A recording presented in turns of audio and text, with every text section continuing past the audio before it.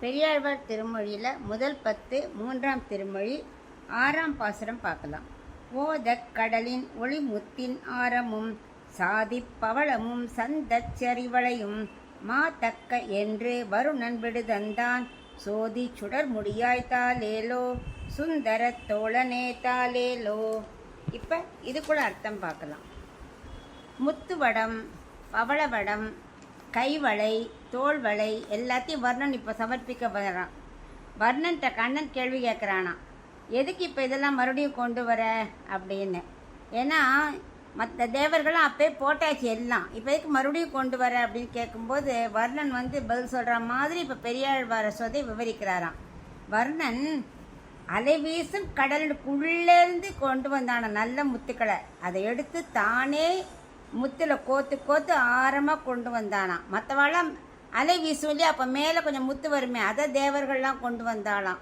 இவன் வர்ணன் சமுத்திரத்துக்கு தலைவன் இல்லையா, அதனால் கடலுக்குள்ளே போய் நல்ல நல்ல முத்துக்களை எடுத்து தானே தொடுத்து ஆரமாக்கி கொண்டு கொடுத்தானா. அதே மாதிரி தான் பவழமும், உயர்ந்த பவழத்தையும் கடலுக்குள்ளேருந்து எடுத்து தானே பவழத்தை தொடுத்து ஆரமாக கொண்டு வந்திருக்கானா. இந்த ரெண்டையும் கண்ணனோட கழுத்தில் பெரியாழ்வார் வசதி அணிவித்தார். சரி போகிறோம் அப்படின்னு நினச்சாக்க மறுபடியும் என்ன பண்ணானாம், இன்னும் கொண்டு வந்திருக்காராம் அந்த வர்ணன். அழகான முன்கை வளை, நம்ம பிரேஸ்லெட் சொல்லுவோம் இல்லையா, அது மாதிரி கையில் முன்னாடி போட்டுக்கிற வளை, அதுக்கப்புறம் தோல் வளை எல்லாத்தையும் கொண்டு வந்து கொடுத்துருக்கானா. அது எப்படி இருந்தான், கைவளையும் தோல் வளையும் முத்து ஒரு வரிசை பவளம் ஒன்று மாற்றி மாற்றி கோத்துருந்தான். ரொம்ப அழகாக இருந்ததான். எந்த எண்ணத்தை இப்படி கோத்து கொடுத்தான் அப்படின்னாக்க, விலை மதிக்க முடியாத இந்த முத்தும் பவழமும் கண்ணனும் மிக உயர்ந்தவன் இல்லையா, அவனுக்காகவே உகந்தது என்று நினைத்து சமர்ப்பித்தானா. அவ்வளவு பயபக்தியோட கண்ணனுக்கு சமர்ப்பித்தான்.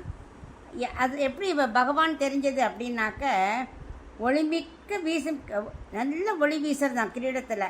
அது அணிந்தவனே, அது அப்போ யார் அணிந்திருப்பா அவ்வளோ ஒளிமிக்க கிரீடத்தை, பகவான் தானே. ஸோ மிக்க ஒளி வீசும் கிரீடத்தை அணிந்தவனே தாலேலோ அப்படின்னு பெரியாழ்வார் பாடுறார். அந்த கிரீடத்தை பார்த்து அவன் தெரிஞ்சுட்டானா, இவன் தான் பகவான், இவனுக்கு நல்ல உயர்ந்ததாக தான் கொடுக்கணும்னு வர்ணன் அப்படி கொண்டு கொடுத்தானா. அப்படிப்பட்ட கிரீடத்தை அணிந்தவனே தாலேலோ, அழகிய தோள்களை உடையவனே தாலேலோ அப்படிங்கிறார்.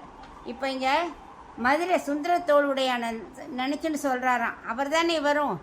அதனால் அழகிய தோள்களை உடையவனே, சுந்தர தோல் உடையவனே தாலேலோ அப்படின்னு பெரியாழ்வார் பாடுறார்.